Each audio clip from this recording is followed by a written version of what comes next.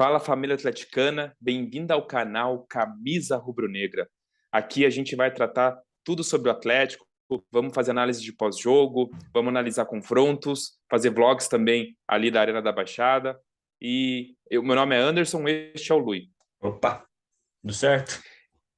Então, tudo certo. A gente vai analisar esse jogo, né? Atlético e Flamengo, um jogo muito polêmico, tanto por lances de campo quanto por situações extra-campo também, que precisam ser questionadas, precisam ser debatidas. E eu acho que para começar é o estilo do jogo do Atlético. O que você achou, Lui? De como a gente foi pro Maracanã? Eu, particularmente, quando a Munique soltou a informação dos três zagueiros, já comecei a ficar nervoso. É, porque é uma formação complexa, é uma formação que exige muito treinamento e que eu, na minha visão, naquele momento, o Atlético não estava preparado para isso. Mas a resposta do Felipão, dentro da própria coletiva, acho que foi a Munique que perguntou até sobre os três zagueiros, ele responde: o Atlético já vinha jogado com esses três zagueiros.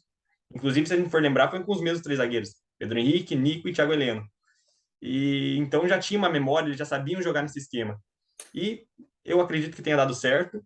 O Atlético sofreu chutes, o Flamengo criou chances reais de gol, criou de fato. Mas do jeito que o Atlético foi jogar, a proposta do Atlético, que era segurar e trazer o jogo para Curitiba, nem que perdesse de 1-0, eu acho que foi válida, funcionou e tanto é que saiu com 0-0.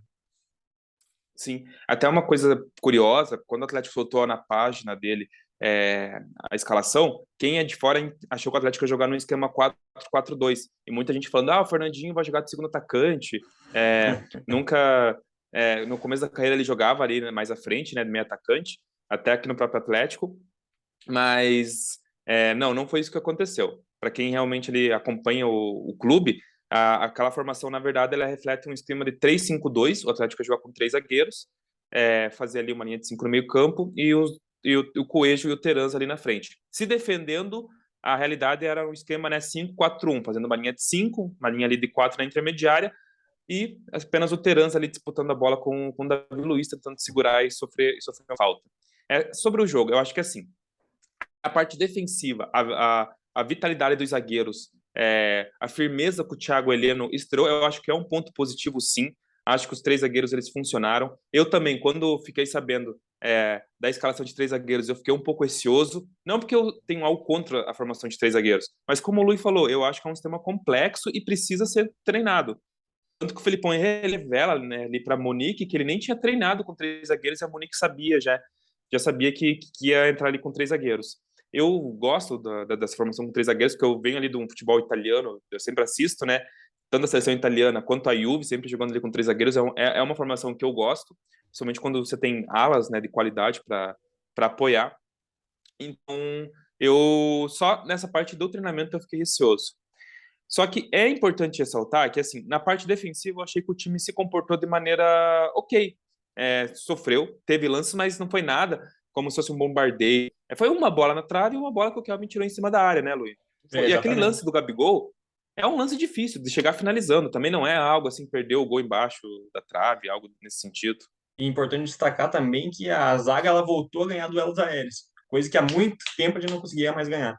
Então, a volta do Thiago Heleno acho que foi um fator determinante para que essa bola aérea ela fosse de fato melhorada. E outro ponto que a gente tem que falar sobre a transição do Atlético para a parte ofensiva. Não funcionou. Isso realmente não funcionou. Em determinado momento, o Felipão ele até chama o Abner e o Kelvin e fala: não era isso que nós combinamos. Então, o que ele queria é que o Abner e o Kelvin eles saíssem mais, que eles dessem Apoiando. mais, que eles dessem mais apoio na parte ofensiva. Não aconteceu, muito por causa da dificuldade que o Flamengo colocou no jogo. Mas eu acho que dentro da proposta do jogo do Atlético foi bom, foi um bom resultado. A gente traz para Curitiba um resultado que completamente aberto, mas que traz uma vantagem para nós aqui, que a gente vai estar com a nossa torcida, vai estar dentro do nosso campo, com a nossa formação ideal, provavelmente.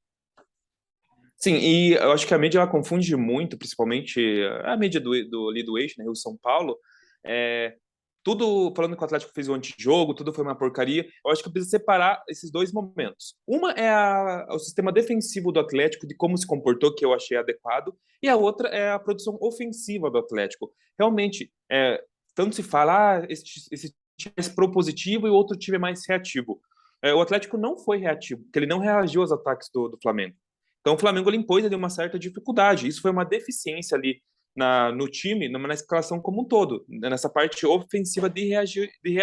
Então não foi um time reativo. Agora eu pergunto, você está no meio do jogo, você não está conseguindo atacar. Então porque não conseguimos avançar à frente, a gente vai abrir mão da defesa? É óbvio que na cabeça do Filipão não foi para montar, a ficar o tempo todo ali na defesa. Só que quanto a parte defensiva funcionava, a parte defensiva era firme, essa transição não estava funcionando. Mas daí você vai abrir mão da sua defesa para começar de peito aberto contra o Flamengo em pleno Maracanã?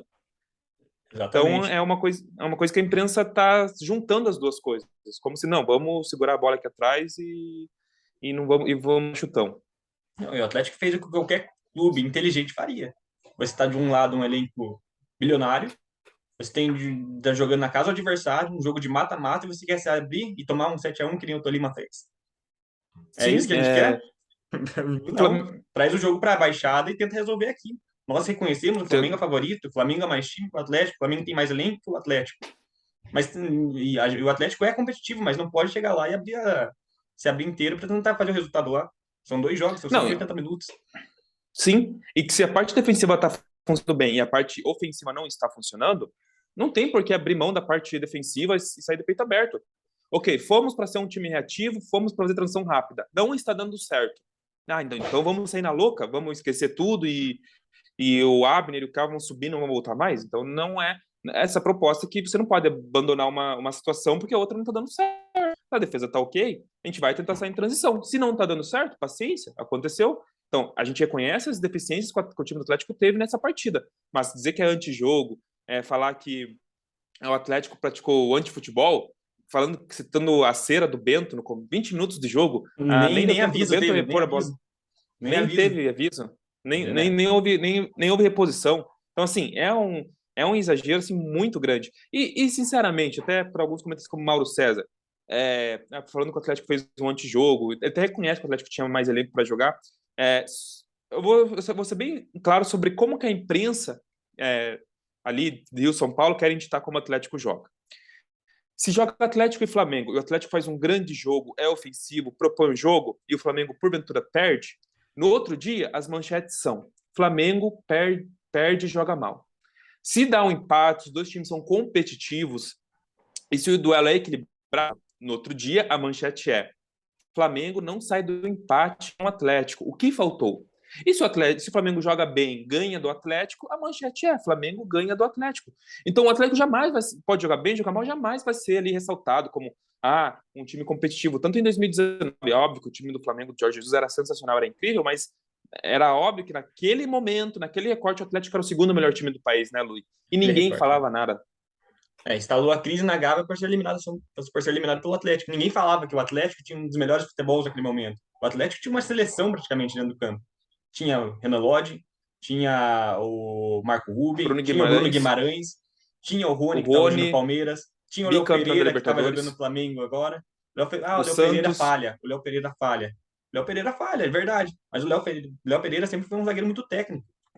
Que a partir do momento que ele tá com a cabeça no lugar, ele vai ser um zagueiro extraordinário. Tinha o Santos, que está agora no Flamengo, que são titulares de equipes hoje, que são do primeiro escalão. Sim, Simplesmente era desconsiderado. Aquele dia que ela lá, por que o Flamengo perdeu? O trabalho do Jorge Jesus era recente. Poxa, vai até então, quando? Então, jogando bem ou jogando mal, a verdade é que vocês da imprensa jamais vão ressaltar as qualidades do Atlético. Então, se tiver que fazer um ônibus na frente ali, a gente vai fazer um ônibus. Entendeu? Reconheço. Não atacamos como deveríamos. Mas o resultado está aí, 0-0. O jogo está em aberto em Curitiba, não tem favorito. E um dos É, motivos, eu acho que pela falta do ataque, é a ausência do Pablo. O Pablo acho que seria um jogador determinante, principalmente para brigar por cima lá com os zagueiros. Porque o Terans ele não tem estatura para isso. E o Coelho não é esse tipo de atacante. É um jogador de lado de campo que dá a mobilidade necessária para que o Atlético faça a transição rápida. Ali não era o e caso. não e não funcionou como válvula de escape. Não que foi culpa dele, mas realmente o Coelho era uma válvula de escape e não funcionou. Mas a imprensa também até esqueceu de falar que não funcionou, simplesmente prefere colocar que o Atlético fez de uma proposital essa dificuldade. Não, o Atlético teve dificuldade para fazer a transição, não foi por querer, não foi Não, vamos ficar no chutão. O Atlético Até tem porque ninguém dificuldade quer ficar 90 minutos se defendendo, né? se defendendo, cansa. O time do Flamengo tem muita qualidade. O Gabigol, que a imprensa fala, é falta de gols. Eu acho que como segundo atacante é uma das melhores versões dele, trabalhando muito bem ali na intermediária. Então, assim, sobre o jogo, eu acho que é isso. De qualquer maneira, o Atlético jamais vai ser ressaltado pela imprensa. Então, não venham vocês querer falar do Felipão multicampeão, que não tem só fracasso na carreira, tem muitos títulos, tem glórias também, e tem mais glórias do que defeitos, sabe? O Não é maior treinador da ocupado Copa do como Brasil, 100 jogos. Completou agora 100 contra jogos. o Flamengo. Foi campeão da Libertadores por 2 clubes diferentes. O primeiro do Grêmio e o segundo do Palmeiras. É um bicampeão de Libertadores. É um vice-campeão da Eurocopa com Portugal. É óbvio que tem trabalhos ruins do Felipão. E também tem trabalhos bons, trabalhos ótimos. E é um estilo de jogo realmente competitivo, sabe? Então, de qualquer maneira, vocês jamais vão reconhecer os méritos do Atlético. Vocês não reconhecem nem a parte de infraestrutura do Atlético, sobre como o clube se projetou nesse novo cenário, vocês não reconhecem. Então, vai esperar o quê? Né? Vai esperar não, o Atlético vem jogando bem, vem jogando mal? E eu acho que é assim. Então, aqui a gente tem que seguir a nossa linha, realmente foi para o empate. Não gostei da parte ofensiva, acho que faltou transição, mas 0-0 está aqui em Curitiba. E eu acho que essa primeira 50% do trabalho foi feito. Sem Exatamente falar isso. também que o clube dos lances do VAR, né? Isso daí foi uma situação Nossa, muito bizarra. esse daí é ridículo, beirou absurdo. Eu não vou nem falar que é roubo, porque eu acho que o árbitro ele prejudicou, de certa forma, as duas equipes. Eu acho que o Atlético foi mais prejudicado, porque o primeiro lance capital que nós tivemos foi o lance do Gabriel chutando o Fernandinho. E qualquer lugar do mundo, numa partida recente ali, o Marrone chutou, não me lembro qual jogador que chutou, ele foi expulso. Agora vamos lembrar outra situação ali do Hulk com o jogador do Coxa, o Faria.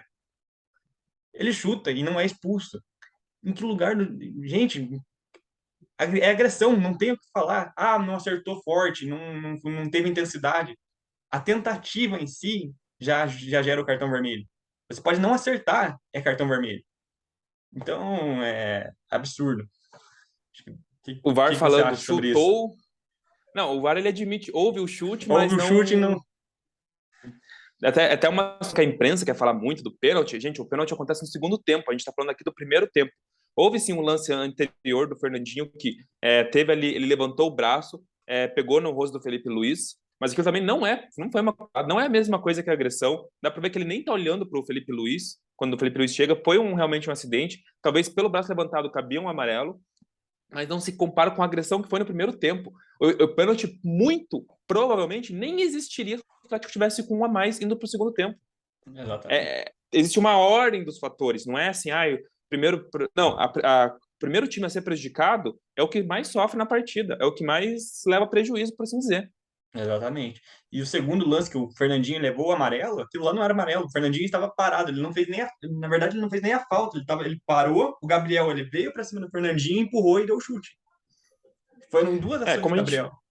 como Então, a gente falou, não e é, não de é, fato, no ombro do Fernandinho eu concordo, era para amarelo ali, naquele primeiro lance. O Fernandinho ele chegou de forma mais forte, não foi na região do rosto, que é aqui, que é vermelho.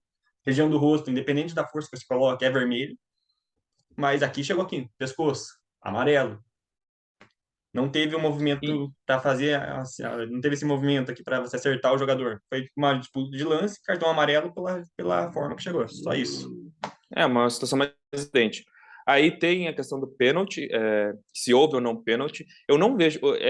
Teve ali um lance que eu vi que o Fernandinho realmente no começo ele pega, segura um pouco a camisa, mas de maneira assim, do jeito que ela levanta, na minha visão, ela não levanta porque ele foi puxado. Mas parece que tá arrastando a mão, assim. É exatamente isso. O Fernandinho, ele, nesse momento ali, a gente, se eu for ler a regra aqui, a regra fala o seguinte: infração de segurar. A infração de segurar só ocorre quando o contato com o jogador, com o corpo ou equipamentos do adversário impede o adversário de se movimentar. É isso que a regra fala. Então, na minha percepção, não teve esse impedimento do adversário se movimentar e não teve a força suficiente para fazer com que o Léo Pereira caísse. Não impediu a ação do Léo Pereira. Poderia dar o pênalti, poderia. Mas eu acho que um lance interpretativo não seria um lance para o VAR em si. Então, eu acho que, na minha opinião, é isso. Se marcasse, eu iria reclamar, porque eu acharia que não foi um pênalti, mas estaria dentro daquela margem de interpretação da Regra. regra. Eu também, eu acho que foi um lance interpretativo, poderia ter sim marcado pênalti, como também poderia não ter marcado e foi optado a não marcar também. E o segundo lance do Arrascaeta, que o Felipão dá uma entrevista sensacional. É uma entrevista, eu acho que é um desabafo. Exatamente, só um minutinho para fechar aqui, pode continuar. Né? É um desabafo sobre não sobre o repórter em si que ele realmente pergunta, mas é um desabafo sobre o que ia ser falado depois desse pós-jogo em toda a mídia nacional. Gente, o Carlinhos Arrascaeta joga muita bola, mas poderia ter prejudicado a carreira, não a temporada, a carreira do Eric, que é um jogador jovem, um jogador novo, bem ali do Operário que o Atlético contratou, é uma joia nossa, sim, eu considero um jogador polivalente que atua no meio campo, podia ter prejudicado a carreira do Eric em si. E para o jogo de volta, não era para ter Gabigol nem Arrascaeta. Óbvio que não é, que a gente está chorando, mas realmente, se for ver quem realmente foi prejudicado, não tem nem comparação com o que aconteceu. Nesse momento, o VAR ele fala média alta intensidade. Chega e recolhe a perna. Onde que ele recolheu a perna, gente? Ele foi direto. Ele Não foi teve direto. recolhimento de perna, teve uma solada na parte de trás, com o Eric completamente impossibilitado de se defender. Num contra-ataque do Atlético, vocês querem falar que ele retirou a perna? Que foi uma intensidade de média alta? Na verdade, a gente tem duas pérolas do VAR. São duas pérolas gigantescas. A primeira é quando o Gabigol chuta o Fernandinho, ele chutou ali, o amarelo está bem aplicado, ele parabeniza o árbitro pelo amarelo. Não, ele chutou ali realmente, mas não teve tanta densidade. Pô, então eu posso sair por aí ameaçando os outros de chutar, de dar um tapa ali no rosto. Não tem problema, não tem tanta densidade, sabe? Agora vai ficar ter a máquina lá de agressão, dar um tapa aqui, a gente vai ver a força que foi, dependendo, vai ser vermelho. E o segundo lance também é amarelo bem aplicado. E, gente, isso é uma incompetência tremenda do VAR. E sim, para os dois times, mas comparação Atlético foi muito prejudicado, sim. E eu não abro mão disso, eu não abro mão dessa situação de falar que realmente o meu time foi prejudicado. E é uma coisa muito importante ser ressaltada também sobre essa questão, que, sinceramente, Maracanã lotado, o Gabigol dá um chute no Fernandinho. Se é um atacante do Atlético Goianiense, será que ele não seria expulso? Se é um atacante do Ceará, do Internacional, por assim dizer. Fica a Se questão é o aí, Léo né? Pereira, se é o Léo Pereira que chuta um outro jogador do Corinthians, será que ele não seria expulso? Será que se fosse um jogador de São Paulo, um menino da base que está começando agora, não seria expulso? Eu não entendo, porque não tem justificativa para o Gabigol não ter sido expulso. Aquilo foi agressão. O lance do Arrascaeta, que podia ter prejudicado a carreira do Eric, também era para expulsão. Agora, ali o VAR tinha que ter chamado também. Agora, o lance do Gabigol, o Luiz Flávio estava na frente, ele viu o chute, estava na frente, deu amarelo para os dois. Pelo menos a CBF tomando atitudes, afastou o Luiz Flávio e afastou o Rio do VAR, né? Porque era cômico, cara, porque nem numa roda de bar teria aquele diálogo. Foi um diálogo, tipo, eu não tenho palavra para descrever isso daí. E sim, o Atlético foi mais prejudicado, porque o Atlético foi prejudicado nesse jogo e vai ser ainda mais prejudicado no próximo jogo, porque vai que o Arrascaeta faz um gol lá, vai que o Gabigol tá num dia inspirado e faz 2, 3 gols. Aí quem que saiu prejudicado? Quem foi o mais prejudicado em si? A gente foi Sim, prejudicado pro jogo de ida e no jogo de volta. e Esse não é é o o, ponto. e não é o primeiro ano. Não é o primeiro ano. 2019 a gente teve o Diego Alves pegando com a mão fora da área ali na hora que o Cirino, acho que era o Cirino, né, que foi dividir com ele. Era o Marcelo Seria lance Cirino. de gol, seria lance de gol. Era vermelho direto. O VAR nem chamou. E olha, tinha VAR. 2020, 2021, o Rodrigo Caio dá Exato. uma solada no Terans. Terans. E agora, 2022, esses dois lances. É estranho, é estranho. No mínimo estranho. Mas é isso, então. Esse foi o primeiro vídeo do canal. Eu acho que é importante ressaltar. A gente vai fazer aqui uma cobertura do Atlético, como só a gente sabe fazer, que é torcedor. Desculpa alguma análise clubista também, porventura no futuro vai ter. Hoje nesse vídeo não teve nenhum. Foi realmente a nossa opinião, é o que a gente acha. Mas você que é de fora, que torce para outro clube, quer contribuir com o nosso canal também, pode comentar, sempre com respeito, sempre com com a data vênia, né, da educação. Pode comentar, pode contribuir. É o nosso primeiro vídeo, tem muita coisa para melhorar, muita coisa para a gente poder aqui adicionar. E a gente pede que todos os torcedores do Atlético que gostaram da nossa análise e queiram contribuir com o canal, com comentários, com compartilhamento aí, deixem seu joinha, curta, comente e compartilhe, né, como a gente sempre escuta aí. Exatamente. E quem quiser ter acesso aos áudios do VAR, tem na CBF TV, você vai lá em arbitragem, vai ter todos os áudios do VAR. E também tem no GE para quem achar mais fácil. É isso, então. Num jogo de truco, as conversas são mais organizadas do que aconteceu. Exatamente. Como o Luiz falou, no jogo de bar. Pois é. É isso, Beleza? galera.